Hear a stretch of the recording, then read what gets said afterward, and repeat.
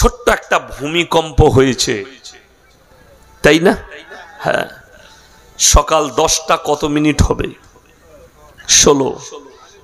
আমি তখন সেই মাত্র, আমি তো কালকেও নদিয়ায় ছিলাম, বর্ডারে চাপড়ার কাছে, আজকেও নদিয়ায়, তার আগের দিনও নদিয়ায়, তার একদম 1 সপ্তাহ নদিয়ায় চলছি আমি। তো কালকে আবার আমার মুর্শিদাবাদে আছে। তো আমি বললাম জুম্মার দিন আছে, ছুটির দিন মাদ্রাসা, আমাকে ফজরের পরে শুচ্ছি, উঠিও না, 10টার সময় আমার ঘুম ভাঙবে। আমার যখন 10টা 5-10 ঘুম ভেঙেছে, আমি কিছুক্ষণ বিছনে শুয়ে থেকে যখনই উঠে বাথরুমে যাব, সেই সময় ভূমিকম্প অনুভব হয়েছে। প্রথমে আমার মাথা ঘুরে গেল, আমি মনে করলাম আমার তো প্রেশার কিচ্ছু নেই, মাথা আমার ঘুরলো কেন। আমি একটু সঙ্গে সঙ্গে আমার আলমারি ছিল, আলমারিতে হাত রাখলাম, তারপর আবার ঠিক হয়ে গেল। তারপরেক্ষণেই আমি সোফাতে বসে চা খাবো, গিন্নি চা বানাচ্ছে, আমি মোবাইল খোলা মাত্র দেখলাম এক্ষুনি ভূমিকম্প অনুভব হলো।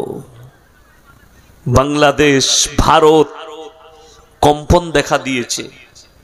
আল্লাহর কসম, এই যে ভূমিকম্প, এগুলো আল্লাহ তাআলা সিগন্যাল দিচ্ছেন মানুষকে। এখন আমাদের দেশের বৈজ্ঞানিকরা খুব ভালো জানে, তো কিছু কিছু বৈজ্ঞানিক বলছে প্লেটটা সরে গেছে, কি জানি কোন শালা প্লেট ভরে হলো ওই জানে, আমরা জানি না। মৌলবীরা আমরা কি জানি, ইয়া আইয়ুহান নাসু তাকু রাব্বাকুম ইন্না জালজালাতাশ শাআতি শাইউন আযীম। মারাত্মক আয়াত কোরআনের, সূরা হজ। আল্লাহ তাআলা বললেন ইয়া আইয়ুহান নাসু তাকু রাব্বাকুম ইন্না জালজালাতাশ শাআতি শাইউন আযীম। জালজালা মানে হচ্ছে ভূমিকম্প। হে আমার নবী, যেদিনে পৃথিবীটাকে ভূমিকম্পে আমি আল্লাহ তছনছ করে দেব। আল্লাহ নবী কাঁদলেন, চোখে পানি, নবীজির দাড়ি মুবারকে পানি। আল্লাহ সেদিনে পৃথিবীর নারী পুরুষের অবস্থা কি হবে। আমার আল্লাহ জিবরিল আমিনকে পাঠালেন। পরের আয়াত, ইয়াউমা তারাউনাহা তাদহালু কুল্লু মুরদিয়াতিন আম্মা ওয়ারদাত ওয়া তাদা কুল্লু দাতিন হামলিন হামলাহা ওয়া তারান নাসা সুকারা ওয়া মা হুম বিসুকারা ওয়ালাকিন্না আযাবাল্লাহি শাদীদ। আপনার চোখ দিয়ে পানি আসবে। আল্লাহ বললেন, হে আমার নবী, সেদিনে দেখতে পাবে, পৃথিবীর মানুষ তোমরা দেখতে পাবে, যেদিনে আমি পৃথিবীটাকে ভূমিকম্পে তছনছ করে দেব। দুধ পেলানেওয়ালি মা স্তনে দুধ পান করাচ্ছে বাচ্চাকে, বিছানায়, রাস্তায় ছাগল তার বাচ্চাকে দুধ দিচ্ছে, গাভী তার বাচ্চাকে দুধ দিচ্ছে, ছোট্ট বাচ্চা। আল্লাহ কোরআনে বললেন সব বাচ্চা পড়ে থাকবে। সেই দুধ পেলানেওয়ালি মা তার বাচ্চাকে ফেলে রাস্তায় ছুটতে শুরু করবে পাগলের মতো। শুধু তাই নয়, তারপরে আল্লাহ বললেন ওই মেয়েটা যার পেটে বাচ্চা থাকবে, 3 মাসের হোক, 4 মাসের হোক, 9 মাসের হোক, 7 দিনের হোক, 40 দিনের হোক, সে সঙ্গে সঙ্গে বাচ্চা ধারণ করে ফেলবে আল্লাহর আযাবের ভয়ে। আর তারা যখন রাস্তায় ছুটবে মাতাল হয়ে যাবে, মাতালের মতো, কিন্তু প্রকৃত মাতাল তারা নয়। আল্লাহর নবী সাল্লাল্লাহু আলাইহি সাল্লামের সাহাবীরা কাঁদলেন যে শোনো, এখানে ইমাম বুখারী রাহমাতুল্লাহ আলাইহি ব্যাখ্যা করেছেন, এই আয়াতের ব্যাখ্যা করতে গিয়ে তিনি মারাত্মক কথা লিখেছেন যে কেউ কেউ বলেছে এটা কিয়ামত সম্পর্কের আয়াত, যে কিয়ামতের দিনে, যেদিনে কোন মুফাসসিরিন বলেছেন যেদিনে সিংগায় ফুঁক দেওয়া হবে সেই দিনকার ঘটনা। আর কেউ কেউ বলেছেন আমার আল্লাহ তাআলা যুগে যুগে ভূমিকম্প দিয়ে সাবধান বাণী দিয়েছেন যে কিয়ামতের দিনে এইভাবে আমি ধ্বংস করব। আমার বন্ধুগণ, হযরত আদম আলাইহিস সালাতু ওয়াস সালাম কিয়ামতের দিনে সমস্ত নবী পয়গম্বররা থাকবেন। আল্লাহ তাআলা আদম আলাইহিস সালাতু ওয়াস সালামকে বলবেন, তুমি তোমার উম্মতদের মধ্যে থেকে 1000-এ 1টা করে বার করে নাও, ওই 1000-এ 1টা জান্নাতে যাবে, 999টা জাহান্নামে যাবে। কাকে বলবেন?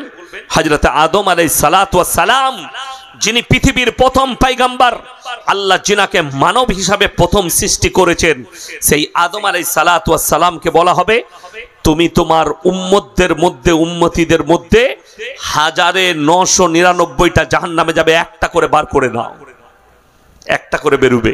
আল্লাহ নবী সাহাবীরা কাঁদলেন, ইয়া রাসূলুল্লাহ, ইয়া হাবিবাল্লাহ, তাহলে আমাদের কি হবে? সবাই একবার জোরে সোরে বলুন সুবহানাল্লাহ। আল্লাহ শুকর আদায় করুন। আল্লাহ নবী বললেন, হে আমার সাহাবীরা শোনো, আল্লাহ তাআলা আমার উম্মত উম্মতি থেকে 1001টা জাহান্নামে যাবে, 999টা জান্নাতে। জোরে বলুন সুবহানাল্লাহ। এটা কার? শুধুমাত্র উম্মতে মুহাম্মাদি, অন্যান্যদের জন্য নয়। যেমন আপনাকে বলি, আজও আল্লাহ দুনিয়া টিকিয়ে রেখেছেন শুধুমাত্র পৃথিবীতে নামাজি, মুসল্লি, দিনদার আর ইমানদার আছেন বলে। তা না হলে বহু কমকে আল্লাহ ধ্বংস করেছেন। করেছেন না করেননি? কয়েকটা দলিল দিচ্ছি। হযরতে নূহ নবীর কমকে আল্লাহ ধ্বংস করেছেন কি দিয়ে? বন্যা দিয়ে। লূত নবীর কমকে রুটির মতো পাল্টিয়েছেন, যেভাবে আমরা তাওয়াতে, রুটিতে তাওয়া ভরে পাল্টাই মায়েরা রুটিকে, আমি ওইভাবে জিবরিল আমিনকে বললাম, পাখাটা ভরো, জমিনটাকে ধরে পাল্টিয়ে দাও। শুধু ওইটা নয়, 9 পারা প্রথম পৃষ্ঠা, হযরতে শুআয়ব বলে একজন নবী এসেছিলেন, পৃথিবীতে আল্লাহ পাঠিয়েছিলেন। সেই শুআয়ব নবী যখন তার কওমের কাছে ইসলামের প্রচার শুরু করলো, তার কওমের যারা নেতা ছিল, যারা বেঈমান কাফের ছিল, তারা বললে, শোনো, এলান দিল তারা তার দেশে, বলছে যারা শুআয়বের আল্লাহকে মানবে, তাকে যে নবী হিসাবে মেনে নিবে, তার আল্লাহকে যে বিশ্বাস করবে, তাকে আমরা হত্যা করে দেব, মার্ডার করে দেব। এই যখন হুইপ জারি হলো এবং কিছু মানুষকে তারা হত্যা করলো, শুআয়ব নবীর উপরে যারা ঈমান এনেছে তাদেরকে যখন হত্যা করা হলো, বিসমিল্লাহ, একটু চা না করান, হালকা মিষ্টি। তো তাকে যখন হত্যা করা হলো কিছু মানুষকে, আল্লাহ তাআলা হযরতে শুআয়ব নবীকে বললেন, হে নবী, তুমি পাহাড়ের দিকে চলে যাও, পাহাড়ের চূড়ায় চলে যাও। আল্লাহ কি হবে? তুমি খালি সেখানে বসে মজা দেখবে। ক্বালাল মালাউল্লাযীনা ইসতাকবারু মিন কওমিহি লাইন ইত্তাবাতুম শাইবান ইন্নাকুম ইযাল লাখাসিরুন। হে আমার নবী, তোমরা কি দেখোনি শুআয়ব নবীর কওমকে আমি এমন ভাবে ধ্বংস করেছি, সেই জায়গা দেখে মনে হচ্ছিল এখানে আর কোনো জনবসতি ছিল না, আমি খেলার মাঠ করে দিয়েছিলাম। জোরে বলুন সুবহানাল্লাহ। আল্লাহ এত বড় কুদরতওয়ালা, এত বড় শক্তিশালী। আমার আল্লাহ যদি চাই, আপনি ভারতের শেষ সীমানায় বসে আছেন, করিমপুর বর্ডার, ঠিক কিনা? ভারতের এটা শেষ সীমানা, এরপরে বাংলাদেশ, অপর দিকে মুম্বাই, আরব সাগর শেষ প্রান্তর। আমার বন্ধুগণ, আপনি যদি মনে করেন আমার বাড়ি থেকে দীঘা 500 কিলোমিটার দূরে, আমাদের কিছুই হবে না, আল্লাহর কসম, আমার আল্লাহ যদি ইচ্ছা করেন দীঘার এমন একটা ঢেউ তুলবে, গোটা করিমপুর সহ, মুর্শিদাবাদ সহ গুটিয়ে দরিয়ায় ভরে দিতে পারে। পারেন না? পারেন না? এটা আমার আল্লাহর শক্তি আছে। তাই আপনাকে মাথা নত করতে হবে। ফেরেশতারা যে অবজেকশন দিয়েছে, অবজেকশনটা সত্য না মিথ্যা? সত্য।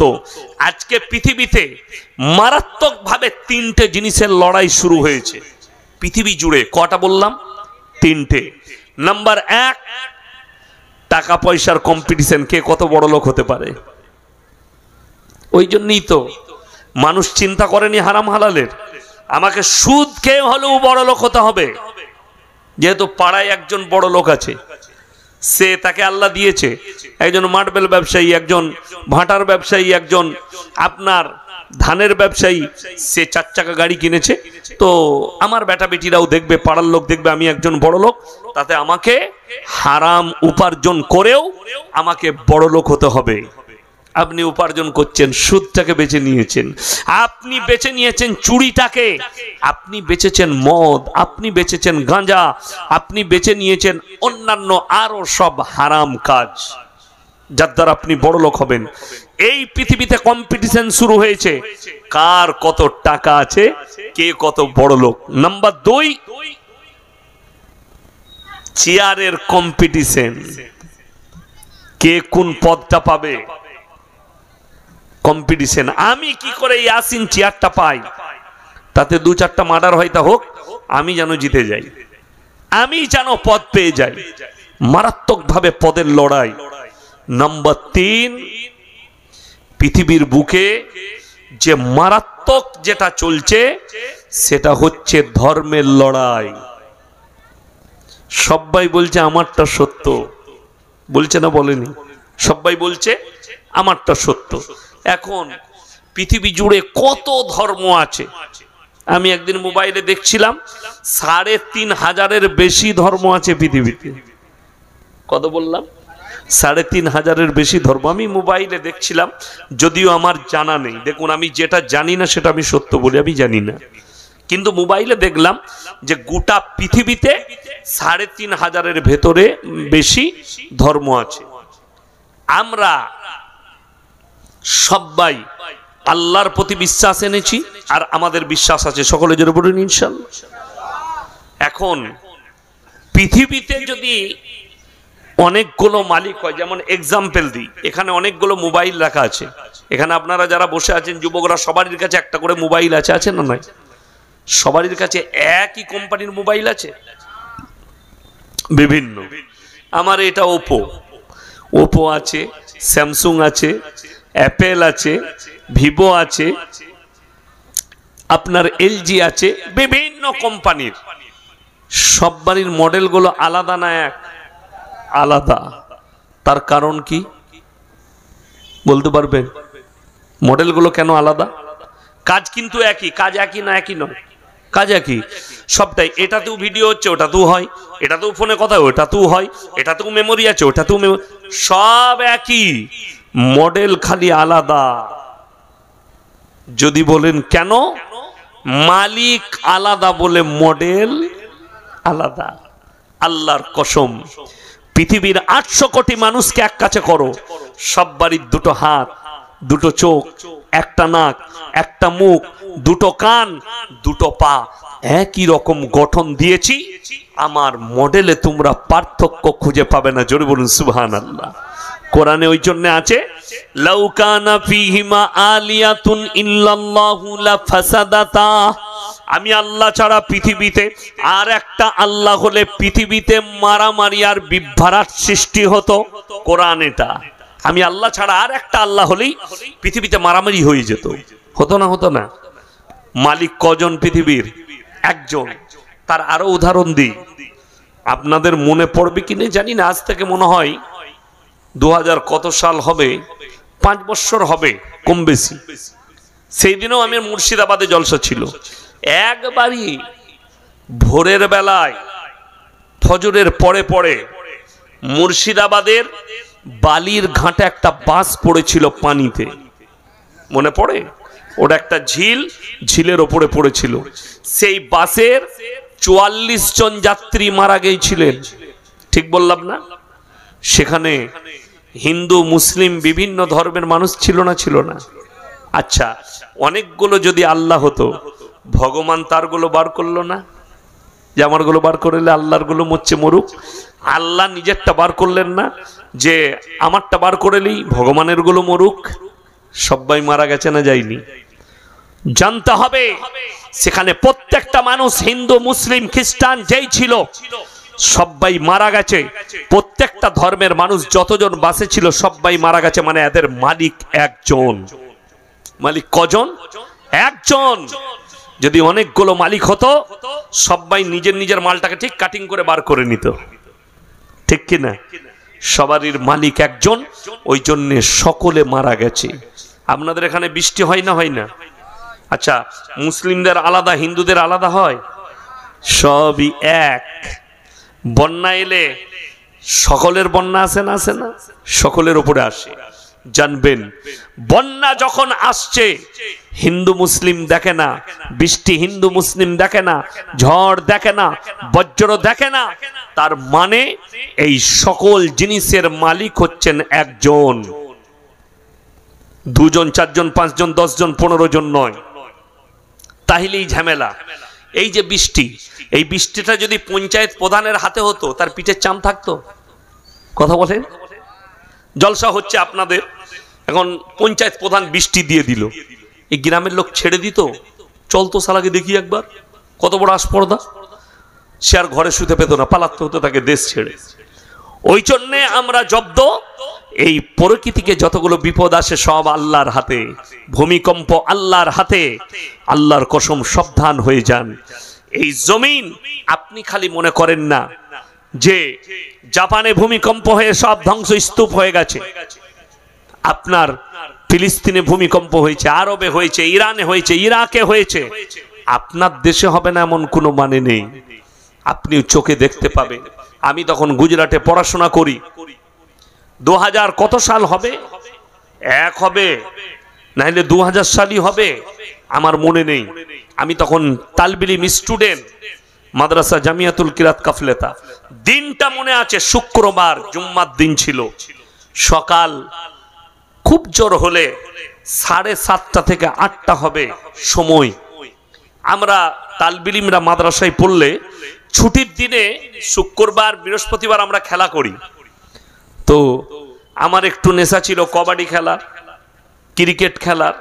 আমরা ময়দানে ক্রিকেট খেলছি। আমরা যখনই ভূমিকম্প স্টার্ট হয়েছে, যতজন আমরা ছিলাম 30 থেকে 40 জন, সব আমরা জমিনে বসে গেছি, মাথা ঘুরতে লেগেছে। আমরা আমাদের মাদ্রাসার বিল্ডিং দেখতে পাচ্ছি, প্রায় 150 ফুট লম্বা বিল্ডিং। সেই বিল্ডিং সাপের মতো লড়ছে, সাপ যেভাবে নড়ে ওইভাবে নড়ছে। আমরা বুঝতে পেরেছি ভূমিকম্প। আমরা দোয়া পড়তে শুরু করে দিয়েছি, আজান দিতে শুরু করে দিয়েছি, আল্লাহু আকবার পড়ছি। ভূমিকম্প কেটে গেল। এসে দেখলাম মাদ্রাসায় কোথাও কোথাও চিরিক ফাট হয়েছে। বাথরুমে যে ছিল বাথরুমে পড়ে গেছে, উঠতে পারেনি, যে যেখানে ছিল সেখানে বসে গেছে। কিছুক্ষণ পরে খবর আসছে, কচবুজ বলে একটা জায়গা আছে গুজরাটের, কচবুজ, সেখানকার ফটো এলো। তাক লেগে গেল মাথায়। মনে হচ্ছে যেন কেউ হাতে করে ধরে বড় বড় যেমন পাথরের চাং হয়, তলাকার মাটি ওপরে করে দিয়েছে। মসজিদ দাঁড়িয়ে আছে, মসজিদের পাশে 5 তলা বিল্ডিং মাটির তলায়, তার পাশের বিল্ডিং মাটির তলায়। সেখানে আশ্চর্য যেটা ঘটনা ছিল, সেখানে মসজিদ দাঁড়িয়ে আছে কিন্তু বাকি সব বিল্ডিং গুঁড়ো হয়ে তলায় নেমে গেছে। আমরা যখন খোঁজ নিলাম, সেই এলাকার যে মানুষগুলো বেঁচে গেছে তারা কাঁদতে লাগলো। সেখানে উলামারা সফর করলেন, আলেমরা গেলেন জায়জা করতে। সেখানকার মানুষরা এত মারাত্মক কথা বললেন যে হুজুর, এই এলাকার মানুষ মসজিদের পাশে বসে মদ পান করত, মসজিদের পাশে বসে তারা লটারি ব্যবসা করে, মসজিদের পাশে বসে টাস খেলায়, মসজিদের পাশে গরু বাঁধে, মসজিদের দেওয়ালে ছাগল বাঁধে, নামাজ কেউ পড়তে আসে না। আল্লাহ ধ্বংস করেছেন। আমার বন্ধুগণ, আপনারা দেখেছেন মায়ানমারের আং সান সুকি সরকার রোহিঙ্গা মুসলমানদের উপরে বুলডোজার চালিয়েছে, তার মিলিটারি, তার শাসন। বাচ্চা ছেলে তার গলায় পা দিয়ে তাকে মার্ডার করে দিয়েছে, পেটে পা দিয়ে দাঁড়িয়ে গেছে। বাচ্চা মেয়ে 5 বছরের, চোখের সামনে তার মাকে রেপ করে লজ্জাস্থানে তলোয়ার ভরে ফেলে দিয়েছে মায়ানমারের আং সান সুকি সরকার। সে এখন রাজত্বে নেই, জেলের কুঠরিতে আছে আং সান সুকি। আমার বন্ধুগণ, সেখানে নির্মল ভাবে অত্যাচার চালিয়েছে রোহিঙ্গাদের উপরে। রোহিঙ্গারা বাংলাদেশে পালিয়ে এসছে। মিডিয়ার সামনে একটা বাচ্চা মেয়ে 5-7 বছর বয়স হবে, তার কোলে একটা 3 বছরের বাচ্চা আছে, শরীরে কাদা পানি লেগে আছে, জামা কাপড় নেই, জামাতে কাদা। কোথায়? বলে আমি জঙ্গলের ভেতরে ভেতরে আমি হেঁটে এসেছি, পানি পাইনি।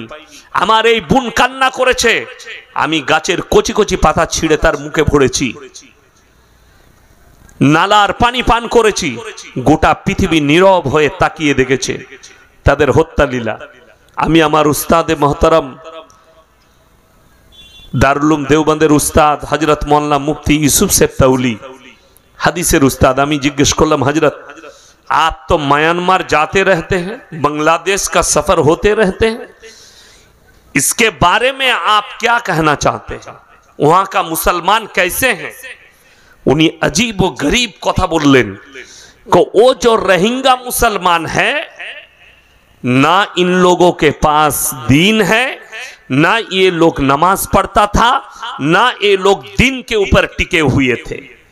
এদের কাছে কিছুই ছিল না, যেমন একটা জঙ্গলি আদিবাসী বসবাস করে এইরকম ভাবে তারা জীবন যাপন করছে। তাদের কাছে হারাম হালালের কোনো বিচারই ছিল না, তারা দ্বীন ছিল না তাদের মধ্যে, তারা আল্লাহকে চিনার পরেও চিনতে পারত না। আমার বন্ধুগণ, আল্লাহর আযাব তাদের কাছে পৌঁছেছে। মাথায় রাখবেন, যখন কোনো জাতি আল্লাহর দ্বীন থেকে সরে যাবে, কোরআনে আছে, যখন আল্লাহর হুকুম থেকে সরে যাবে, নবীর আদর্শ থেকে সরে যাবে, আমি আল্লাহ তাদের কাছে অত্যাচারী জালিম বাদশা পাঠিয়ে তাদের কাছে বদলা নেব। আপনি মাথায় রাখবেন, আপনার দেশের যে জালিম সরকার যারা মুসলমানদের উপরে বুলডোজার চালাতে চাইছে, ওটা তোমার আমলের বদৌলতে। আপনার আমার আমল ওটা বলছে। আপনার আমার আমল ঠিক হলে সব ঠিক হয়ে যেত। রাসূল আকরাম সাল্লাল্লাহু আলাইহি সাল্লামের হাদিস, আখরি জামানায় তোমরা দেখতে পাবে তোমার উম্মতিদের মধ্যে এক শ্রেণীর মুসলমান, তারা মুশরিক আর কাফের হয়ে যাবে। আপনারা জানেন ভারতবর্ষে যে মুসলমান আছে, বাংলাদেশে অতগুলো মুসলমান নাই। বাংলাদেশে 11 কোটি মুসলমান, কত বললাম? 11 কোটি। ভারতবর্ষে 30 কোটি মুসলমান আছে, 30 কোটি। ভালো ভালো দেশে নেই, বড় বড় দেশ ইন্দোনেশিয়া, মালয়েশিয়া, বড় বড় দেশে এত মুসলিম নেই যতটা ভারতবর্ষে আছে, বৃহত্তম দেশ। আপনি ভেবে দেখুন, মুসলমান রাজত্ব করেছে 850 বছর এই ভারতের মাটিতে, রাজত্ব কেন চলে গেল? তাকিয়ে দেখুন পৃথিবীর ইতিহাস খুলে। অটোমান সাম্রাজ্য, সুলতান আইয়ুবী, এই অটোমান সাম্রাজ্যের পতন হয়েছে তাদের নিজের দোষে, তাদের আমলের কারণে। আর তাদের পতন ঘটেছিল লাল সাগরে, পতন ঘটিয়েছিল ইতালির সাম্রাজ্য। তাদের পতন ঘটালো কেন? তাদের আমলের কারণে। তারা আইয়াসী হয়ে গিয়েছিল। আমাকে একজন বলল, গর্ব করে বলছে, জানেন নবাব সিরাজউদ্দৌলা এমন বাদশা ছিলেন, এমন রাজা ছিলেন, এমন একজন রাজা ছিলেন, তিনি এক টিন ঘিয়ে একটা পরোটা ভেজে খেতেন, তারপরে সেই ঘিটা গঙ্গায় ঢেলে দিতেন। আমি বললাম, আল্লাহর কাছে হিসেব দিতে হবে, যত বড়ই বাপের বেটা রাজা হোক।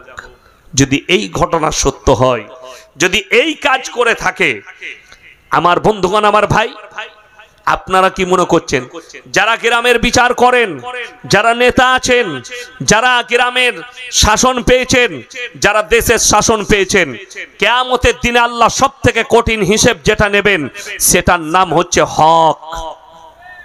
কিসের বললাম? হকের। কেউ বাপের হক মেরেছে, কেউ মায়ের হক মেরেছে, কেউ চাচার হক মেরেছে, কেউ প্রতিবেশীর হক মেরেছে, আল্লাহ কঠিন হিসেব নেবেন। কেউ কোনো বান্দা, আপনি নামাজ কম পড়েছেন, আমলটা কম আছে, নামাজ কার হক? আল্লাহর হক। আল্লাহর যতগুলো হক আছে, এই হক যদি কেউ মারে, আমার আল্লাহ ইচ্ছা করলে ক্ষমা করবেন। কিন্তু বান্দার হক যদি কেউ মারে, সেই বান্দা না ক্ষমা করা পর্যন্ত আমার আল্লাহ ক্ষমা করবেন না। ওই জন্য আমাদের দেশের লোকের একটা বড় কায়দা আছে। কায়দাটা কি বলুন তো?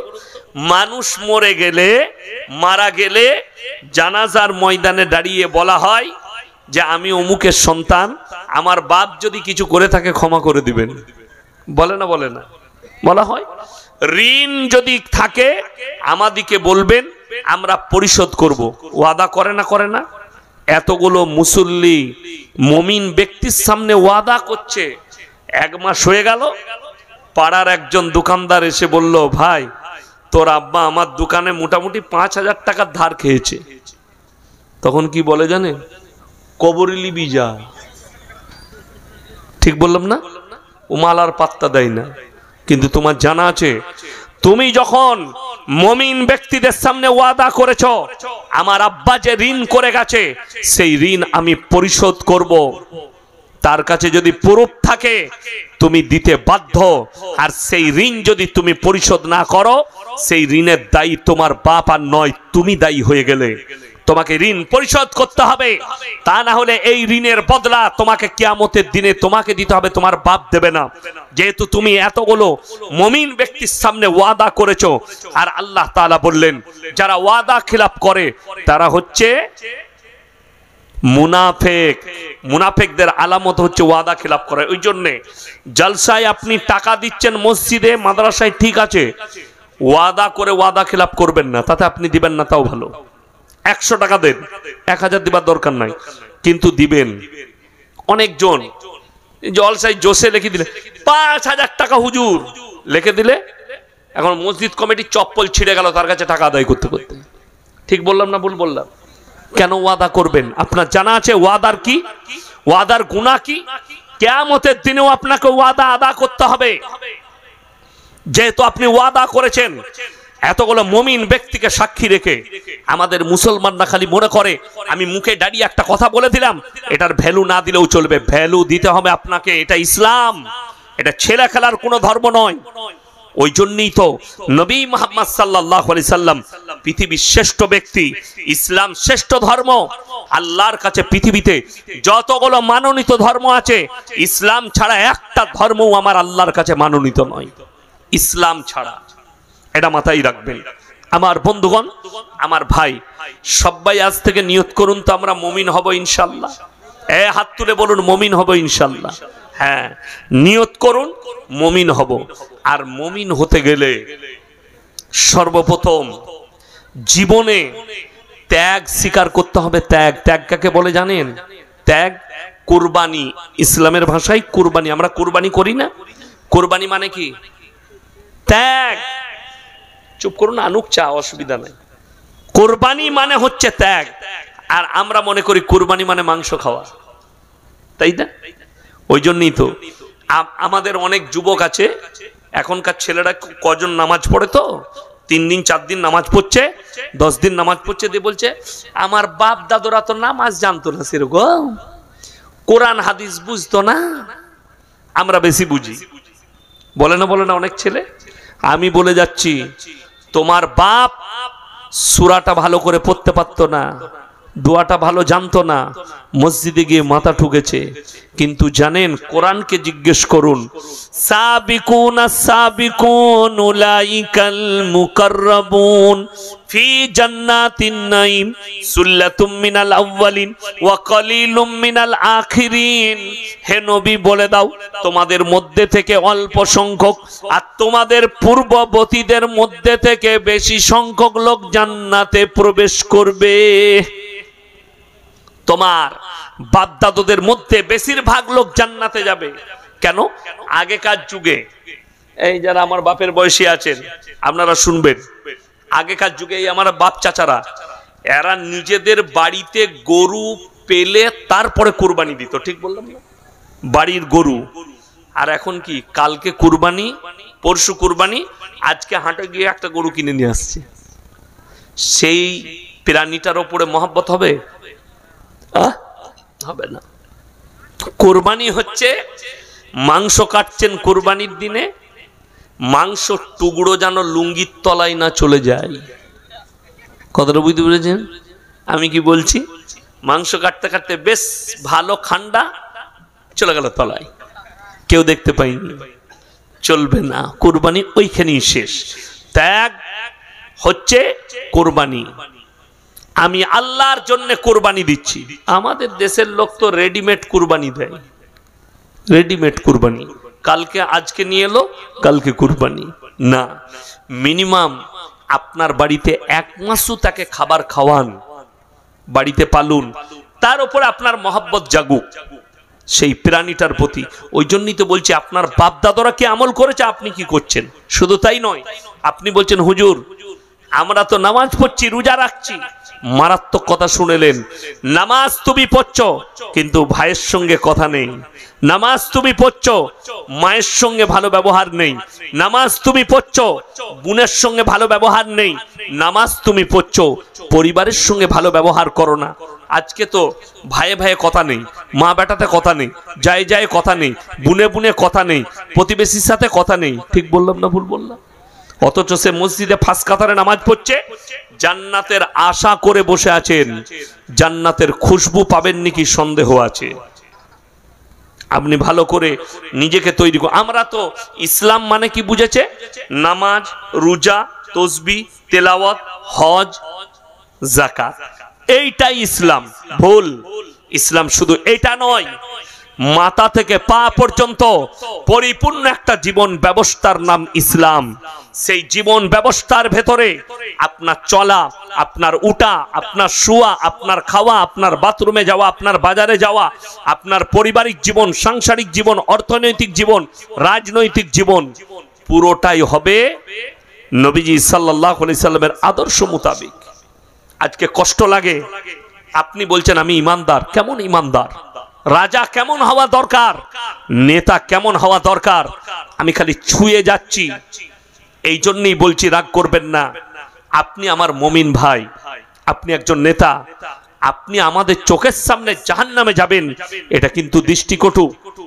ঠিক কি না? কথা বলেন। কষ্ট হবে অনেক জনের, আমার কথা গায়ে লাগবে, আপনি রাতে শুয়ে ভাববেন। আচ্ছা বলুন তো, যে চুরি করে, যে চুরি করে সে অন্যায় কাজ করে না ভালো কাজ করে? অন্যায় কাজ। তাইলে আপনি যদি চুরি করে থাকেন, আপনার দিল আপনাকে বলবে আপনি অন্যায় করেছেন, আপনি ইস্তেগফার করুন আল্লাহর কাছে। কালকেই আপনাদের নদিয়ায় প্রশ্ন দিয়েছিল যে রাজা কেমন হবে, দেশ চালানেওয়ালা কেমন হবে।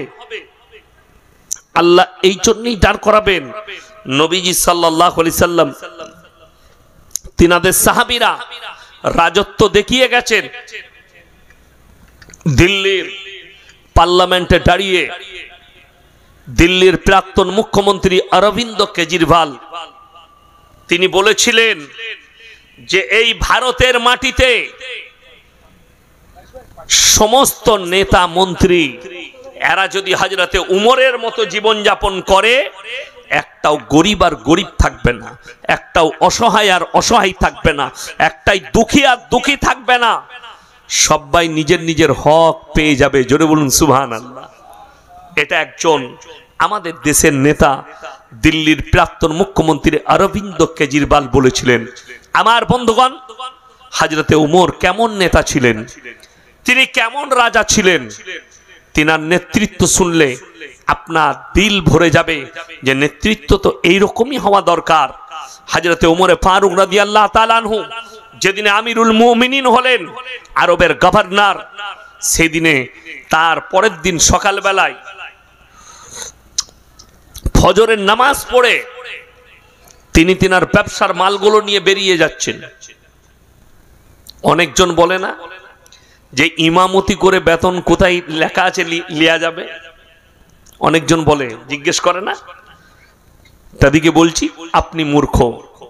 ওই জন্য কোরআন হাদিসের একটু জ্ঞান অর্জন করুন। হযরতে ওমর ফারুক বললেন, আমি যদি ব্যবসায় না যাই আমার সংসার কি করে চলবে? সাহাবীরা বললেন, আমাদেরকে দিন শিক্ষা কে দেবে? উনি বললেন, আমার সংসার কি করে চলবে? তখন সাহাবীরা মাশওয়ারা করলেন, আমরা চাঁদা তুলে বাইতুল মাল থেকে আপনাকে বেতন দেয়া হবে, আপনি ব্যবসা ছেড়ে দেন, আপনি আমাদেরকে খালি দিন শিক্ষা দিবেন আর ইসলামের প্রচার করবেন। বলুন সুবহানাল্লাহ। বেতন তো সেই দিন থেকে স্টার্ট হলো যেদিন থেকে উমরে ফারুক রাদিয়াল্লাহু তাআলা আনহু গভর্নর হলেন। হযরতে উমরকে বেতন শুরু করলেন। আমার বন্ধুগণ, আমার ভাই, হযরতে উমরে ফারুক রাদিয়াল্লাহু তাআলা আনহু দেশ চালাচ্ছেন, রাজত্ব করছেন। বিচার এলো কার? সন্তানের। তার বেটার বিচার এলো, আপনার সন্তান এই ধরনের পাপ করেছে, বলে এক কাজ করো, একে গাছে বেঁধে দাও। সমস্ত সাহাবীরা বললেন, হে আমিরুল মুমিনিন, এটা আপনার সন্তান। তিনি ধমক দিলেন, শোনো, আজকে যদি আমার বেটা গভর্নরের বেটা হিসাবে একে ছেড়ে দাও, এর থেকেও বড় পাপে লিপ্ত হবে, এর থেকেও বড় অন্যায় করবে গায়ের জোর দেখিয়ে নেতার বেটা হিসাবে। তাই ইসলামী শরিয়ায় যে আইন আছে, যে শাস্তি আছে, আমার সন্তানকে দাও। তাকে কোড়া মারা হয়েছিল, হযরতে উমর মারা করিয়েছিলেন। জোরে বলুন সুবহানাল্লাহ। তিনি গভর্নর, তার বেটাকে কোড়া মারা হলো, অন্যায় করেছে। গোটা পৃথিবীতে রমরমা পড়ে গেল। কিসের রমরমা? কিসের রমরমা?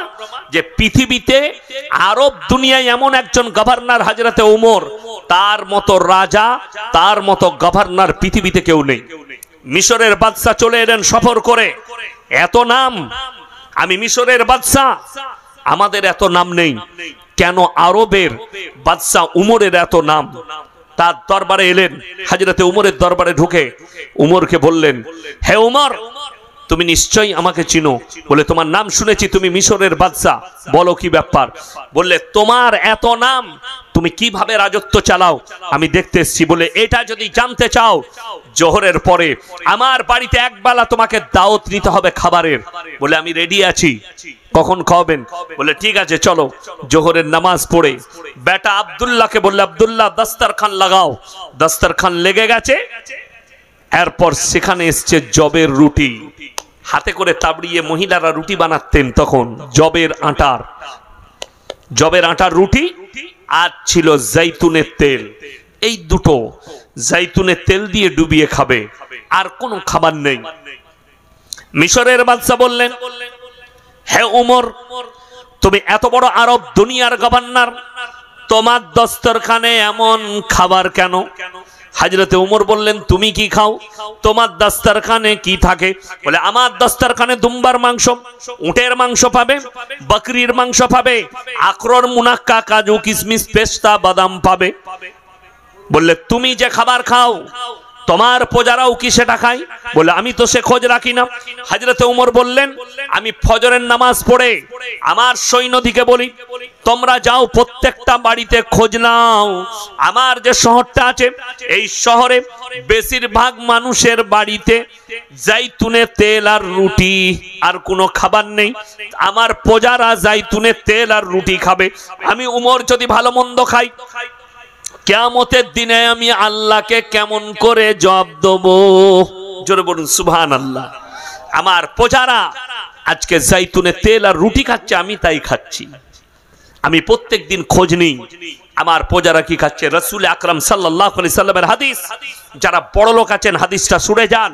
তোমার বাড়ির দেওয়ালকে এতটা উঁচু করো না যে তোমার পাশের গরিবের গরিবিটা না দেখতে পাও। আপনার জন্য উচিত, রাতের বেলা আপনি খানা খেতে বসেছেন, আপনার বিবিকে বলতে হবে, সন্তানকে, হ্যাঁ রে, পাশে ওদের বাড়িতে আজকে রান্না হয়েছে, দেখ বাচ্চা বাচ্চা ছেলে আছে, রান্না হয়েছে। নাহলে এক কাজ করো, 20টা রুটি দিয়ে এসো, 10টা রুটি আর একটু তরকারি দিয়ে এসো। এইটা হচ্ছে মুমিনদের আখলাক। আমার আব্বাজিকে চিনেন আপনারা? মোল্লা শওকত আলী মাজাহিরিকে, ওনারও জলসা আছে মোবাইলে। উনি আমাকে একদিন বলছিলেন মাদ্রাসায় মাদিকে, যে আমি যখন এই গ্রামের ইমাম ছিলাম, আমার এমনও মুক্তাদি ছিল, এমনও ইমানদার মুক্তাদি ছিল, ফজরের নামাজ পড়ে মালদার মুক্তাদি, সকল গরিবের চুলায় পা ভরে দেখতো নামাজের পরে। তখন দেখবেন খড়ে রান্না হতো, খড় জানেন তো আপনারা, ধান কাটা খড়ে রান্না, তো পা ভরে দেখতো। যার চুলাতে আগুন থাকতো বুঝতে পারতো এর বাড়িতে আজকে রান্না হয়েছে, যার চুলায় আগুন থাকতো না বুঝতে পারতো এর বাড়িতে রাত্রে রান্না হয়নি। বাজার ঘাট করে তার দরজায় নামিয়ে দিয়ে চলে যেত। বলুন না সুবহানাল্লাহ। এইটাই তো মুমিনদের আখলাক, রসুলের আখলাক। আর এখন গরিবের ঘরে খাবার নামানো তো দূরের কথা, দুটো বেগুন রাখা থাকলে ওগুলো ঘুরিয়ে নিয়ে পালিয়ে যাবে। ঠিক বললাম না ভুল বললাম? ফাঁক পেলি ও বেগুনও পালাবে। কষ্টের বিষয়। আমার বন্ধুগণ, আমার ভাই না, চলুন সবাই হকের উপরে টিকবো। জোরে বলুন ইনশাআল্লাহ। আল্লাহর কসম করে বলছি, হকের জিত আছে, না হকের কি আছে? জিত আছে, জিত নেই। কেন বলে দিই হকের জিত? দেখুন, আমি জলসা করছি, আপনারা মোবাইলে দেখেছেন, মুর্শিদাবাদ জেলায় এক জায়গায় আমার সঙ্গে চরম বিবাদ হয়েছে দোকান বসানো নিয়ে, মেলা বসানো নিয়ে। মোবাইলে দেখেছেন তার দেখেনি, আমি অনেক খারাপ ভাষাও ইউজ করেছি, সেখানে অনেকজন খারাপ মন্তব্যও করেছে। যাই হোক, ভাষাগত দিক আমার ভুল ছিল, কিন্তু আমার প্রতিবাদ ঠিক ছিল, হক। এই হক প্রতিবাদ করার কারণে জানেন, কালকে আমি নদিয়ার যেখানে জলসায় ছিলাম, তারা এটা মোবাইলে দেখার পরে সঙ্গে সঙ্গে অ্যানাউন্স করেছে পুরো এলাকায় আমাদের জলসায় একটাও দোকান বসানো যাবে না।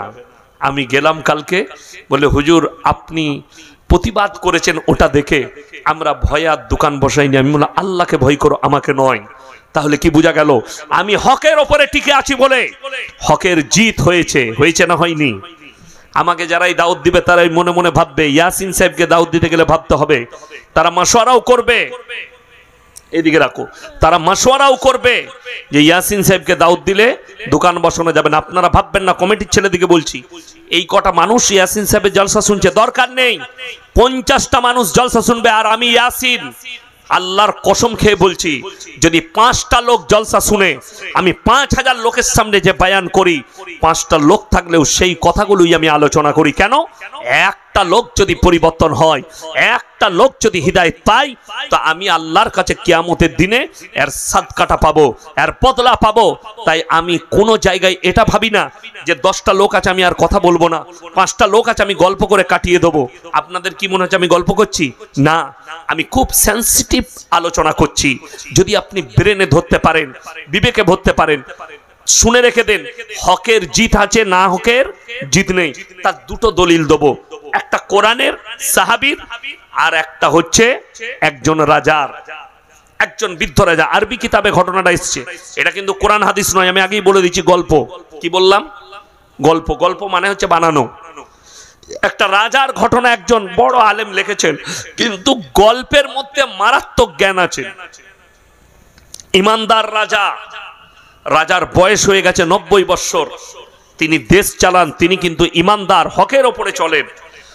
তিনি চিন্তা করলেন, আমি যদি মারা যাই আর আমার এই গদিতে যদি কোনো বেঈমান নেতা বসে যায়, আর আমার কম এবং আমার প্রজারা তার কাছে কষ্ট পাবে। তিনি ভাবলেন, চিন্তা করলেন। রাজার কিন্তু 3টে বেটা। কটা বেটা বললাম? 3টে সন্তান। তিনি চিন্তা করলেন, তাহলে আমাকে বেঁচে থাকতে থাকতে রাজত্ব কেউ কি দিতে হবে? ইমানদার বাদশাকে চুজ করতে হবে। আচ্ছা বলুন তো, এই যুগে কোনো বাপের বেটা আছে যে রাজা হবে, সে তার বেটাকে বাদ দিয়ে অন্য কেউ কি রাজা বানাবে? এই রাজার ইমান দেখলেন, তিনি এলান করলেন, গোটা শহরে দেশেতে এলান করে দিলেন, হে আমার প্রজারা এলান করো, আমি বাদশাহ এলান করছি, তোমাদের মধ্যে থেকে আমি একজন ইমানদার বাদশাহ নিযুক্ত করব। যতগুলো আমার দেশের 25 থেকে 30 বছরের যুবক আছো, সবাই অমুক তারিখে আমার রাজ দরবারে হাজিরি দাও। সমস্ত 25 থেকে 30 বছরের যুবক রাজার দরবারে হাজির। এরপরে রাজা বললে, শোনো, তোমাদের কাছে একটা পরীক্ষা নেব। পরীক্ষাটা হবে 1 বছর যাবত। কতদিন? 1 বছর, মানে 12টা মাস। সেই পরীক্ষার পরে আমার কাছে যে পাশ করবে তাকেই আমি রাজত্ব দান করব। বলে ঠিক আছে। কি পরীক্ষা? তিনি 1 বস্তা বীজ বার করলেন, ফলের বীজ। বলে ঢেলে দাও, এই প্রত্যেকটা ছেলে একটা করে ফলের বীজ নিয়ে যাও, যার গাছটা 1 বছর পরে সব থেকে সুন্দর হবে আমি তাকেই রাজত্ব দান করব। সমস্ত যুবক একটা করে নিয়ে গেল। লাস্টে একজন ইমানদার ছেলে, কৃতদাস, লোকের বাড়িতে কাজ করে, তার মা, বুড়ি মা আছে বাড়িতে, তার নাম মাহমুদ। সে লাস্টের বীজটা কুড়িয়ে নিয়ে গেল, একটাই বীজ। মাকে গিয়ে বললে, মা, রাজা এলান করেছে 1 বছর পরে যার গাছটা সুন্দর হবে তাকে আল্লাহ রাজা তাকে রাজত্ব দান করবেন, কুরসিটা দিবেন। আমি চাই এই রাজত্ব যেন আমি পাই। কিভাবে গাছ লাগাবো? মা বলে দিল, বাপ, একটা পাত্র নাও, সেই পাত্রে মাটি দাও, বীজটা রোপণ করো। পানি দিতে লাগলো। বীজ রোপণ করার পরে 3 মাস হয়ে গেল। সমস্ত রাজ্যের যুবকদের, এমনকি রাজার 3টে সন্তান, তাদেরও গাছ বেরিয়ে গেছে। সমস্ত ছেলের টবেতে গাছ বেরিয়েছে, কিন্তু মাহমুদের টবেতে কোনো গাছ বের হয়নি। মাহমুদ আল্লাহর কাছে নামাজের পাটিতে কানলেন, ওগো আল্লাহ, আমি হকের ওপরে টিকে আছি, আমি হকের পথে চলি, আমি ইমানদার, আমার টবেতে কেন গাছ বের হয়নি? 6 মাস কেটে গেল, 9 মাস, এমনকি 12টা মাস কেটে গেছে, কিন্তু মাহমুদের টবেতে কোনো গাছ বের হয়নি। মাহমুদ পানি দিয়ে যায়। এরপরে বাদশা এলান করলেন, হে আমার রাজ্যের যুবকেরা শোনো, অমুক তারিখে তোমরা সবাই নিজের নিজের গাছ নিয়ে আমার রাজ দরবারে হাজিরি দাও। সবাই ওই তারিখে আসবে। মাহমুদ ফজরের নামাজ পড়ে বাড়িতে গিয়ে মন মারা হয়ে বসে আছে। মা বললেন, বাবা কি হয়েছে? মা, আজকে তো বাদশা ডেকেছে, গাছ নিয়ে 1 বছর হয়ে গেছে, আমার টবেতে গাছ নেই, আমি কি নিয়ে যাব?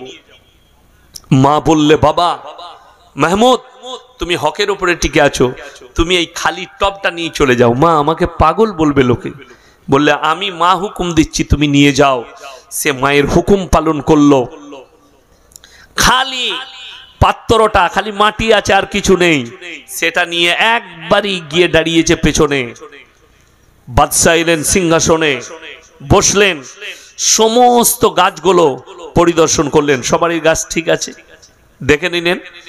এরপরে বললেন, হে আমার রাজ্যের যুবকেরা শোনো, তোমাদের মধ্যে আমি পেছনে একজনকে দেখতে পাচ্ছি যার টবে কোনো গাছ নেই। তোমার নাম কি? বললে, হুজুর আমার নাম মাহমুদ। বললে, তুমি তোমার ওই খালি টব নিয়ে আমার কাছে চলে এসো। ভয়ে ভয়ে, রাজা আমাকে মারবে না কেটে দেবে, ভয়ে ভয়ে টবটা নিয়ে এসে নামিয়েছে। এসে বলছে, রাজা আল্লাহর কসম, আমি একজন ইমানদার ছেলে, আমি বীজ রোপণ করেছি, পানি দিয়েছি, জানি না কেন গাছ বের হয়নি। রাজা মুচকিয়ে হাসলেন আর বললেন, মাহমুদ তুমি ভয় খাচ্ছ, ভয় খেও না, আল্লাহকে ভয় করো। এরপরে সমস্ত যুবকরা হাসছে, কাকে দেখে? মাহমুদকে দেখে, এটা পাগল, এর কোনো গাছ নেই, চলে এসছে। এরপরে মাহমুদকে বললে, তুমি উঠে এসো, সিংহাসনের কাছে এসো। বাদশা দাঁড়িয়ে গেলেন আর মাহমুদকে বললে, আমার সিংহাসনে বসো। মাহমুদ বসে গেল, ভয়ে ভয়ে বসছে। মাহমুদ ভয় লাগছে, কিন্তু বসলো। সব ছেলেরা হাসছে, সবাই ভাবছে রাজাও ওর সঙ্গে মজাক করছে, আর মাহমুদও ভাবছে যে আল্লাহ, বাদশাও আমার সঙ্গে এইভাবে মজাক করছে। সিংহাসনে বসলেন বাদশার হুকুমে। এরপরে বাদশা এলান করলেন, হে আমার রাজ্যের যুবকেরা শোনো, তোমাদের মধ্যে থেকে আজকে আমি একজন ইমানদার বাদশাকে নিযুক্ত করছি, তার নাম শুনে নাও, তার নাম অন্য কেউ নয়, সেই হচ্ছে একমাত্র মাহমুদ। সমস্ত যুবক বলে উঠল, বাদশা আপনি বলেছিলেন যার গাছটা সব থেকে সুন্দর হবে তাকে আপনি রাজত্ব দিবেন।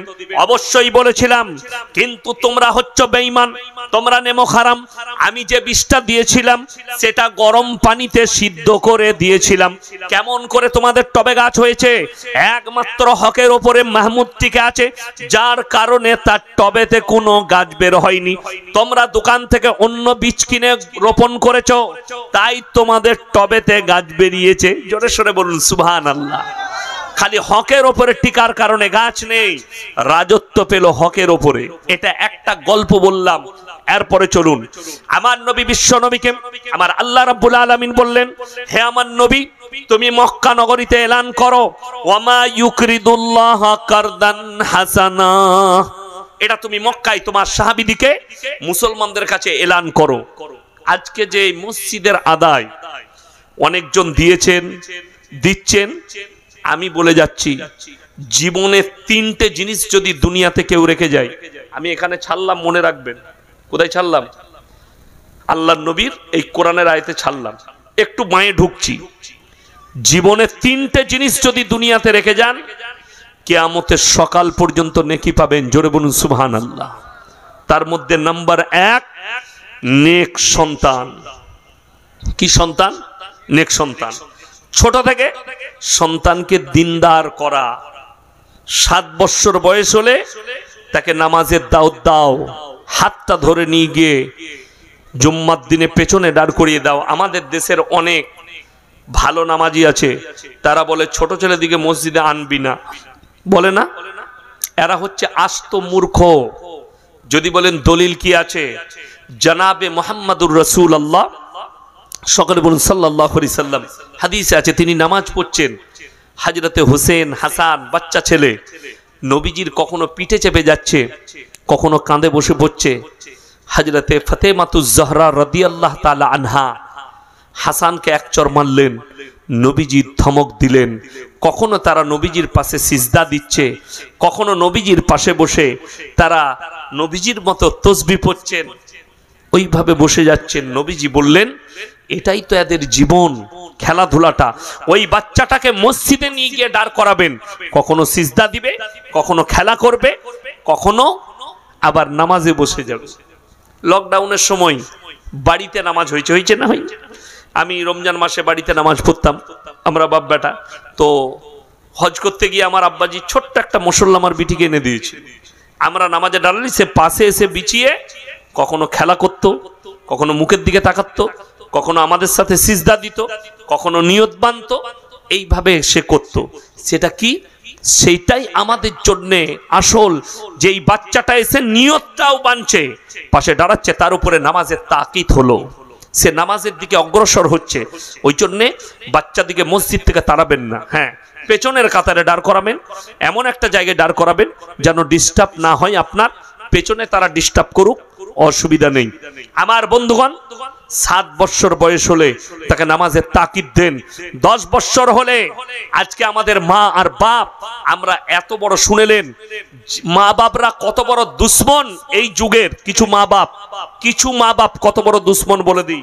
আমার ছেলের বয়স 12 বছর, ছেলে ফজরের সময় ঘুমুচ্ছে, আহা, ঘুম ভাঙানো যাবে না, ছেলের কষ্ট হবে। 7টা পর্যন্ত ঘুমাক আমার ছেলে। ঠিক বললাম না ভুল বললাম? এর থেকে বড় দুশ্মন পৃথিবীতে ওই বাচ্চার জন্য, ওই সন্তানের জন্য সব থেকে বড় দুশ্মন হচ্ছে তার মা, সব থেকে বড় দুশ্মন হচ্ছে তার বাবা। যে তার 12 বৎসরের মেয়েকে, 12 বৎসরের ছেলেকে ঘুমন্ত অবস্থায় রেখে দেয়, তাদেরকে তাকিদ দেয় না, নামাজের তাকিদ দেয় না। আপনার সন্তানকে উঠিয়ে দেন, 12 বৎসর বয়স হয়ে গেছে, ফজরে উঠান, আজান হয়েছে, বাবা আমি নামাজ পড়ছি, যাও নামাজটা পড়ে এসো। স্বামী গেছে, সন্তান গেছে, নামাজ পড়ে আসবে, আপনি চা রেডি করে দেন, নামাজ পড়ে সে চা খাবে। একটু বইগুলো পড়ো, তোমার স্কুলের বই পড়ে নাও, কোরআনটা একটু তেলাওয়াত করো। আপনার জানা আছে, যারা আমরা আলেম আছি তারা জানি, মাদ্রাসার তালবিলিম দিকে আমরা বেশিরভাগ ফজরের 1 ঘন্টা আগে উঠিয়ে দিই। কেন জানেন? আলেম দিকে জিজ্ঞেস করুন। এই কারণেই যারা বিশেষ করে হিফজের ছাত্র আছে, যারা কোরআন মুখস্থ করে, তাদের ব্রেনে পড়াটা ওই সময় ব্রেনটা একদম ফাঁকা থাকে, যেটাই পড়বে ক্যাচ হয়ে যায়, যেটাই পড়বে ক্যাচ হয়ে যায়। ফজরের আগে আমাদের মাদ্রাসায় যারা হাফিজ ছাত্র আছে, ফজরের আগে সবক শুনে নেওয়া হয় বেশিরভাগ মাদ্রাসায়। কেন? ওই সময় বাচ্চাদের ব্রেনটা ফাঁকা থাকে। আপনার সন্তান ফজরে নামাজ পড়লো, তাকে স্কুলের বইগুলো নিয়ে বসিয়ে দেন, পড়ে নাও, যে পড়াটা আছে তার ব্রেনে ঝরঝর ঝরঝর করে ঢুকে যাবে পড়াটা ওই সময়।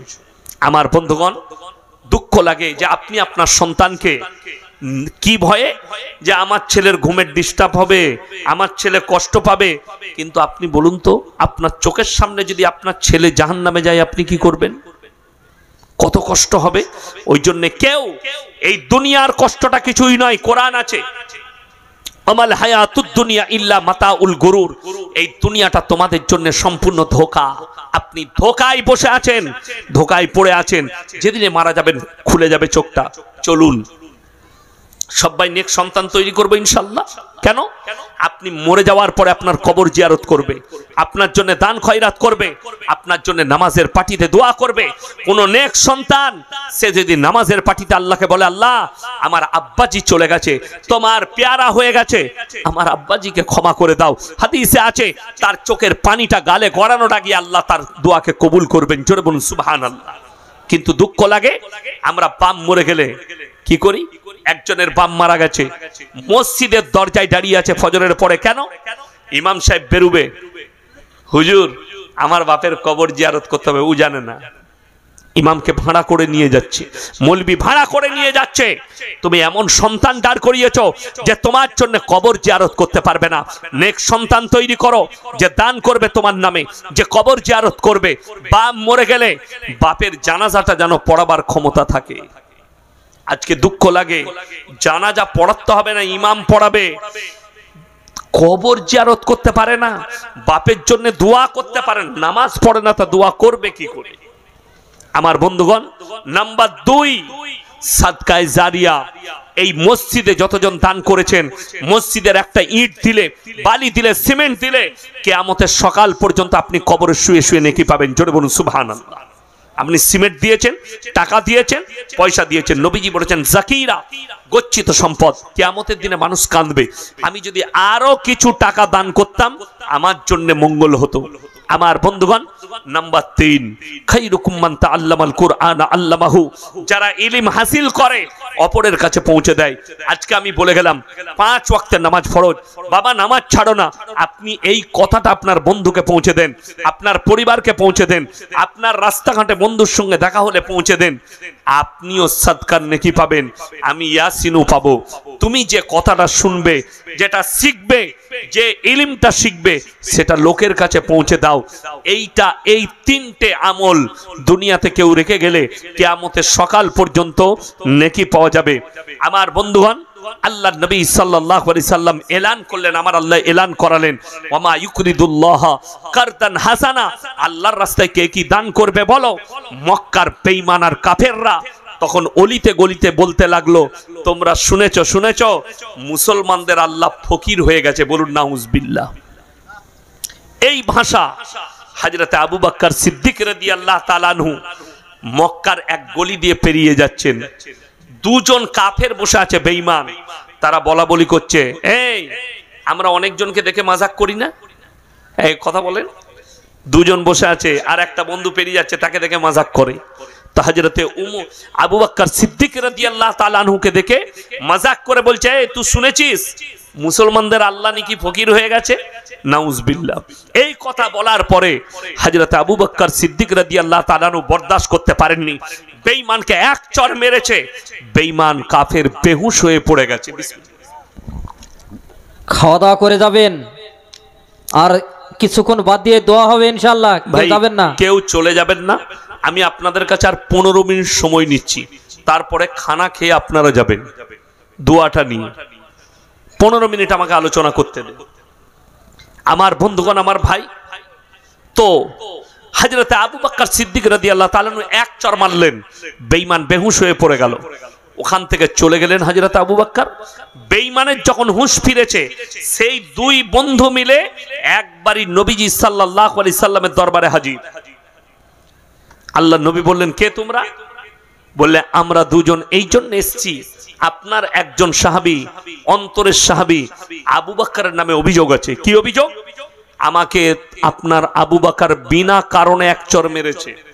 নবীজি বললেন, আমার আবু বকর কখনো তোমাকে চর মারতে পারে না। সঙ্গে সঙ্গে উক্তকালী আবু বকর হাজির। আল্লাহ নবী বললেন, হে আবু বকর, তুমি কি এই বেঈমানকে চর মেরেছো? ইয়া রাসূলুল্লাহ, অবশ্যই মেরেছি। আল্লাহর শানে এমন কথা বলেছে, আমি বরদাশত করতে পারিনি। সেই বেঈমান কাফেররা বলছে, मैं अपने माबूदों की कसम खा के कहता हूं मैंने इसे कभी नहीं कहा। সঙ্গে সঙ্গে সে তার রবের কসম খেলো।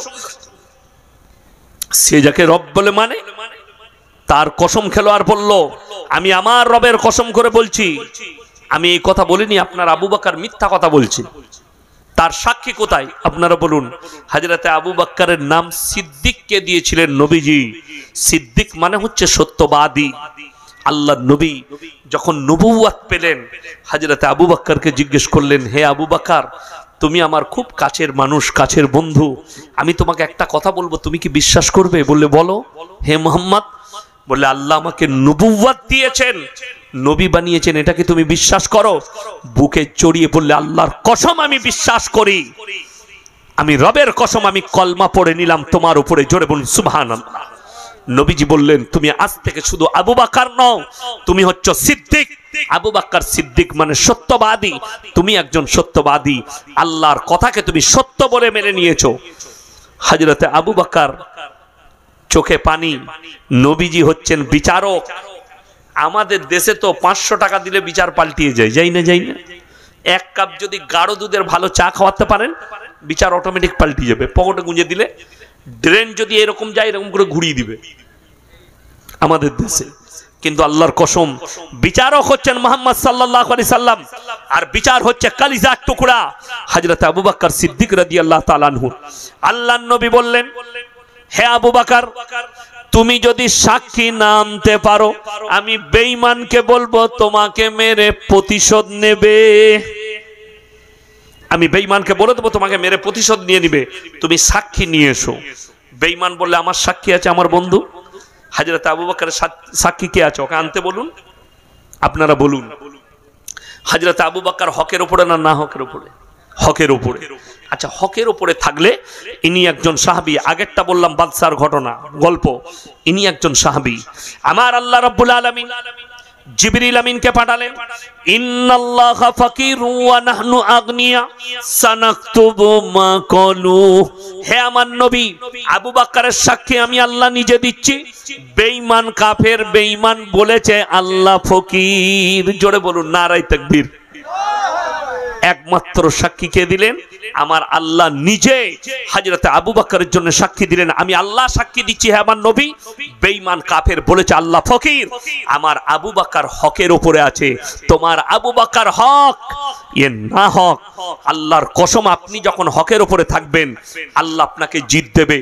যারা নামাজি মুসল্লি আছেন, ফজরের নামাজ পড়তে যাচ্ছেন, বাড়ি থেকে জোহরের নামাজ পড়তে যাচ্ছেন, রাস্তায় যদি 5টা মুসলমান ছেলে বসে যদি গল্প গুজব করে, আপনার নৈতিক দায়িত্ব, ভাই নামাজ পড়তে চ, নামাজ পড়তে যাবি না? আমাদের দেশের কিছু মুসল্লি আছে, আমি একা নামাজ পড়বো, কে কি করছে গ্রামে, তারা জাহান্নামে যাচ্ছে, জাগবো, আমি খালি নামাজ পড়বো আর বাড়ি পালিয়ে আসবো। এই লোক মুমিন হতে পারে না। মুমিন সেই ব্যক্তি, কোরআনে আল্লাহ বললেন, ইয়া আইয়ুহাল্লাযীনা আমানু কুলু আনফুসাকুম ওয়া আহলিকুম নার। হে ঈমানদার ব্যক্তিরা, তোমরা নিজেরা জাহান্নামের আগুন থেকে বাঁচো, তোমার আত্মীয় স্বজন, পাড়া প্রতিবেশী এহলে বর্গকে তুমি বাঁচাও। তোমার প্রতিবেশীতে একজন ছেলে মদ খায়, তাকে নিষেধ করুন, হাতে ধরে, ভাই মদ খাস না, জাহান্নামে যাবি, তোকে জাহান্নামে যেতে হবে, তোর পাপ হবে, কবরে আযাব হবে। তার মাথায় হাত বুলিয়ে বুঝান, তার বুকে হাত দিয়ে বুঝান, তার পারিবারিক তাকে বুঝান। আমার বন্ধুগণ, দুঃখ কখন লাগে জানেন? আমার গ্রামে একটা দাসদের ছেলে, বড় গ্রাম আমার।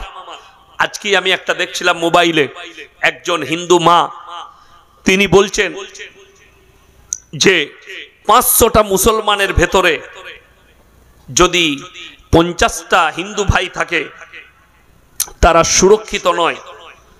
খুব তাড়াতাড়ি আমার যেদিনে সময় হবে, আমি গোটা ভারতবর্ষের মানুষকে এই মোবাইলের দ্বারা মেসেজ দেবো। আমি অনেকগুলো ইউটিউবারকে ডাকবো আমার গ্রামে, দিয়ে দেখিয়ে দেবো যে 4000 মুসলিমের ভেতরে একজন হিন্দু কি করে সুরক্ষিত আছে। কত বললাম? কজন হিন্দু? একজন। সে যদি একবার বলে দেয় বাই ক্যামেরা, আমি আমার গ্রামের পুরো বাজারটা আপনাদেরকে দেখাবো, প্রত্যেকটা দোকানের সাক্ষাৎকার নেব। আমি নিয়ত করেছি, কেন? এদেরকে জবাব দেবার জন্য, যারা বলছে 500টা মুসলমানের ভেতরে 50টা হিন্দু সুরক্ষিত নয়। আমার গ্রামে 4500 মুসলিমের ভেতরে 35 ঘর দাস আছে। কত ঘর দাস বললাম? 35। বাগদি আছে 15 ঘর। তারা যদি প্রমাণ দেয় যে আমরা বিশ্বকর্মা পুজো করতে পাই না, আমরা মাইক বাজাতে পাই না, আমরা বিয়েতে মাইক বাজাই না, আমরা সরস্বতী পুজো করতে পাই না, আমি ইয়াসিন যে সংগঠন থেকে আমাকে বলবে, আমি তাদের জুতোর মালা পরবো ইনশাল্লাহ। যদি তারা আমার গ্রামের ওরা প্রমাণ দেয়, বড় কষ্টের সঙ্গে বলছি, আমরা মৌলবি তো আলেম উলামা, আমরা কতটা স্বচ্ছভাবে আর প্রত্যেকটা ধর্মকে আমরা কিভাবে রেসপেক্ট করি, আমার গ্রামে গেলে আপনি বুঝতে পারবেন। লকডাউন হয়েছিল জানেন তো, গরিবদের অনেক কষ্ট গেছে, গেছে না যায়নি? সরকার তার জন্য ফ্রি চাল দিয়েছে। লকডাউনে আমার একজন বন্ধু মানুষ, তিনি বললেন, বড় লোক, যে ভাই 500টা পরিবারের খাবার আপনার কাছে পাঠাচ্ছি, আপনি গরিব দিকে দেন। আমার কাছে এলো, ট্রাকে করে রাত্রে মাল ঢুকলো। আমি তার পরের দিনে সব থেকে প্রথমে কাদের লিস্ট করেছি জানেন? মুসলমান গরিবদের নয়, ওই ৩৫ ঘরের ভেতরে যারা সব থেকে নিঃস্ব গরিব আছে, সেই দাসদের, সেই বাগদিদের আমি বললাম এদের লিস্টটা আগে দাও আমাকে, যেন এতগুলো মুসলিমের ভেতরে এরা যেন অনুভব না করে যে হুজুর যে মাল দিচ্ছে গরিব দিকে আমাদের খেয়াল লাগলো না। তার মানে উনি ধর্ম বেচেছেন। আমাদের কাছে শুনে নেন নবীজির হাদিস, যদি কোনো হিন্দু ভাই শুনে থাকেন আমার বয়ান শুনে যান। নবীজি সাল্লাল্লাহু আলাইহি সাল্লাম বলেছেন, তুমি দেখো না তোমার বাড়ির পাশে কে বসবাস করছে, সে হিন্দু হোক, সে দাস হোক, সে দলিত হোক, আদিবাসী হোক, ক্ষুধার্ত হলে খাবার দাও, বস্ত্রহীন হলে বস্ত্র দাও, বিপদে পড়লে পাশে দাঁড়াও। এটাই হচ্ছে নবীজি সাল্লাল্লাহু আলাইহি সাল্লামের আদর্শ। আপনি যদি রাস্তায় যান, করিমপুর বাজার যাচ্ছেন, রাস্তায় যদি দেখেন কোন হিন্দু ভাই পড়ে গেছে মোটরসাইকেল থেকে, সব থেকে বড় নৈতিক প্রথমেই শরীয়তি কর্তব্য হচ্ছে আপনি আপনার বাইক দাঁড় করিয়ে তাকে তুলে, তাকে পানি লাগলে পানি দেন, তার সেবা করুন, তারপরে আপনি আপনার কাজ মেটাতে যাবেন। আরে যে নবীজি বলেছেন, যে নবীজি সাল্লাল্লাহু আলাইহি সাল্লাম রাস্তায় পাথর পড়ে থাকলে যে শরীয়ত বলেছে পাথরটা সরিয়ে দাও, অন্যজন যেন কষ্ট না পায়, কাঁটা থাকলে কাঁটাটা সরিয়ে দাও, অন্য মানুষ যেন কষ্ট না পায়। তারা কি করে কেউ কি কষ্ট দিতে পারে? তারা কি করে নিজের ভাইকে কষ্ট দিতে পারে? আমার বন্ধুগণ, সবাই বলুন আমরা ইমানদার হব ইনশাআল্লাহ। বাংলাদেশের প্রধানমন্ত্রী শেখ হাসিনার ফাঁসির রায় দিয়েছে বাংলাদেশ আদালত, এই বিষয়ে আপনি কিছু বলুন। যা পারবে করে নেবে। কিছু মানুষ বাংলাদেশে বর্তমানে প্রধান উপদেষ্টা আন্দোলন করছে এবং ফাঁসি চাইছে, আপনি কি বলবেন? বাংলাদেশ নিয়ে আমি কিছুই জানি না, আমার অত এখন সময় নাই খোঁজ নিবার, যে যা পাচ্ছে করুক। তবে বলে দিই, জেনে রেখে দিবেন, যারা জালিম হবে মজলুমের দোয়াকে আল্লাহর সঙ্গে সঙ্গে কবুল করে নেয়। যারা নিজেদের প্রজাদের ওপরে জুলুম করছে তাদের শেষ পরিণতি সকলের পৃথিবীতে খারাপ হয়েছে। এটা ইতিহাস, আজকের কথা শুধু নয়, ইতিহাস বলছি। আমাদের ওপরও যারা অত্যাচার করছে, আল্লাহর বিচার যেদিন আসবে, শ্রীলঙ্কার অবস্থা দেখেছিলেন? আন্ডার প্যান্ট পরে ছুটছিল। নেপালের অবস্থা দেখেছেন? পাছাই বাড়ি পানিতে নেমে, ওই রকম সবারই হবে যারাই তার প্রজার উপরে অত্যাচার করেছে। ফেরাউনের শেষ পরিণতি কি ছিল? নমরুদের শেষ পরিণতি কি ছিল? এরকম পৃথিবীর ইতিহাস খুলে দেখলেন না? যে সমস্ত বাদশারা যারা নেমোখারামি করেছে, যারা অত্যাচার করেছে, বাশার আল আসাদ সিরিয়ার প্রেসিডেন্ট, জানেন তার সে কোথায় আছে এখনো কেউ জানে না। তার পরিবার নিয়ে সে পালিয়ে গেছে।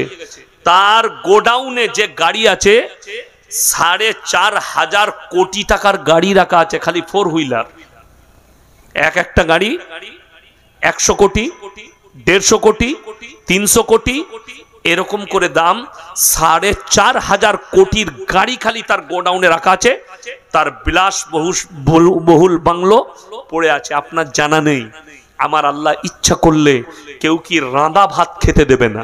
কি ভাত বললাম? রাঁধা ভাত। আমার ভাই, লাস্টে আমি বলবো, আপনারা অনেক দিয়েছেন। মসজিদ আল্লাহর ঘর। আজকের এই মজমায় আমি সব থেকে বড় মুসাফির, ঠিক কিনা? সব থেকে 180 কিলোমিটার আসছি, আবার অতটাই যাব, কালকে আবার মুর্শিদাবাদ আসবো। এখন রোজ যেতে হচ্ছে, বুঝতে পাচ্ছেন এসআইআর চলছে, ফর্ম ফিল আপ চলছে, সব কাজে ব্যস্ত। ওই জন্যে বাড়ি ফিরে যেতে হচ্ছে। প্রত্যেক দিন 1 সপ্তাহে বাড়ি ফিরছি। আমার বন্ধুগণ, আমার ভাই, অনুরোধ করছি, 3টে ব্যক্তি হাত পাতলে ফিরিও না। 1 হচ্ছে কাছের গরিব, 2 হচ্ছে এতিম মিসকিন, 3 হচ্ছে মুসাফির। আমি আপনাদের কাছে কিছুই চাইবো না। কোরআনে 30টা পারা আছে। কটা পারা? 30টা। 30 বস্তা সিমেন্ট 5 জন মিলে হোক, 10 জন মিলে হোক, এই মসজিদের জন্য কে কে আছেন হাত তুলেন। 5 ব্যাগ করে 6 জন হাত তুলে দেন। মাশাআল্লাহ। কি নাম বাবু? মাহমুদ লেখুন। মহবুল। মহবুল ভাই 5 ব্যাগ। আর একজন, আমি মুসাফির, দোয়া করব। রব্বান ভাই 5 ব্যাগ। মাশাআল্লাহ, 10 ব্যাগ হলো। আর 5 ব্যাগ কে আছেন? তাড়াতাড়ি বলুন। 6 জন চাই আল্লাহর ওয়াস্তে। আপনি আজকে দিবেন, জাকিরা নবীজি বলে কিয়ামতের দিনে ফেরত পাবেন। আল্লাহর ওয়াস্তে বলুন। 3 নম্বরটা কে আছেন? 5 ব্যাগ করে বলেছি। মকুল ভাই, আল্লাহ আপনার হায়াতে বরকত দেখ। দেখুন 3 নম্বর হয়ে গেল, 15 ব্যাগ। 4 নম্বরটা কে আছেন? আমি 30টা পারা আছে, 30টা ব্যাগ চাই। মকসেদ ভাই 5 বস্তা, মাশাআল্লাহ 20 হয়ে গেল। 5 নম্বরটা কে আছে? 5 নম্বর, এই 5 নম্বরটা কে আছেন? তাড়াতাড়ি বলুন। 5 নম্বর আল্লাহর বান্দা, মাত্র 5 ব্যাগ করে চেয়েছি ভাই, কেউ নেই 5 নম্বরটা? আর 2 জন হলেই হয়ে যাবে ইনশাল্লাহ 5 ব্যাগ করে। আরে কত দাম? 4 5 20, 2000 টাকা। আপনি 6 মাস পরে দিবেন, 3 মাস পরে কাজ চলবে, আস্তে আস্তে দিবেন, 2 ব্যাগ করে দিবেন। আমার ভাই 5 নম্বরটা কে আছে? 5 নম্বর আল্লাহর বান্দা কে আছে? আমার ভাই একটু তাড়াতাড়ি বলি। 5 নম্বর বান্দাটা কে আছেন? একটু আল্লাহর ওয়াস্তে মাশাআল্লাহ এই নামটা লিখুন তো। এই যে কি নাম? প্যান্ডেলম্যান আল্লাহু জামাল, আকবার, জামাল মাশাআল্লাহ সাহেব জামাল। আল্লাহ আপনার ব্যবসায় বরকত দেখ, রুজি রোজগারে বরকত দেখ ভাই। 5 নম্বর হয়ে গেল। 6 নম্বর, শেষ ভালো তার সব ভালো তার। 6 নম্বরটা দেলোয়ার শেহারুল, শিহারুল, শেহারুল, তাইলে তো 35টা হয়ে গেল। দেলোয়ার শেখ, দেলোয়ার শেখ, আর এই একটা জিয়ারুল, শেহারুল, তাইলে 35টা হয়ে গেল। তাইলে আর 5টা দিয়ে 40টা করে দেন বাপ। আপনি 5 ব্যাগ, মাশাআল্লাহ 40 ব্যাগ হয়ে গেল। কি এই দেখেন, ওই দেখেন মজলিসপুর, কি নাম? এসাদুল শেখ 5 বস্তা, মাশাআল্লাহ 45 হয়ে গেল। তাইলে আমার বাপ আর 5 ব্যাগ কে আছেন? বনিয়ামিন শেখ 5 বস্তা, মাশাআল্লাহ 50 ব্যাগ হয়ে গেল। আর আর কে আছেন? কি নাম ভাই? 50 হয়েছে। আর কে আছেন ভাই?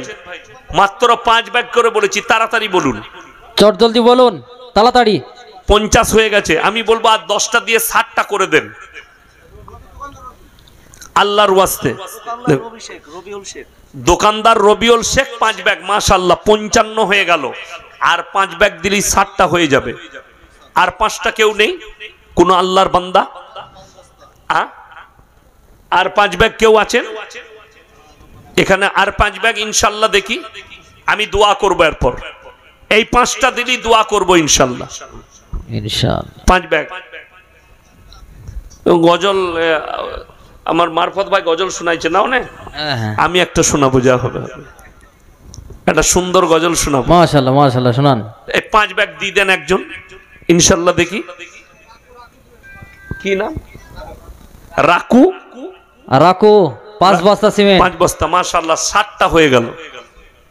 রাকু, রাকু, রাকু। কামাল শেখ 5 বস্তা, কামাল শেখ 5 বস্তা, 65 হয়ে গেল। তাহলে আর 5 লাগবে বা?